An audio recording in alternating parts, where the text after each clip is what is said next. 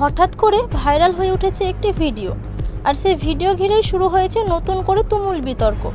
ভিডিওটা ভালো করে দেখলেই বোঝা যাচ্ছে যেখানে ঘটনাটি ঘটেছে ঠিক সেই জায়গাতেই ক্যামেরা ছিল, শুটিং চলছিল, সব কিছু রেকর্ড হচ্ছিল, এমনকি কয়েক সেকেন্ডের আগের দৃশ্যও পরিষ্কারভাবে ধরা পড়েছে। কিন্তু এখানে উঠেছে সবচেয়ে বড় প্রশ্ন, যখন এত কাছ থেকে সব কিছু রেকর্ড হচ্ছিল, তাহলে ঠিক যে মুহূর্তে দুর্ঘটনাটা ঘটলো সেই ফুটেজটা কোথায় গেল? কেন সেই গুরুত্বপূর্ণ কয়েক সেকেন্ড হঠাৎ করে উধাও?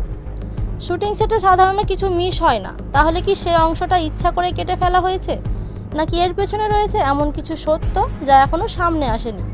ভিডিও যতই দেখা হচ্ছে ততই বাড়ছে সন্দেহ, আর মানুষের মনে একটাই প্রশ্ন, আসলে কি লুকোনো হচ্ছে? আপনার কি মনে হয় দুর্ঘটনার আসল মুহূর্তটা ইচ্ছা করে লুকোনো হয়েছে, নাকি এর পেছনে অন্য কোনো কারণ আছে? অবশ্যই আপনার মতামত কমেন্টে জানাতে ভুলবেন না। ধন্যবাদ।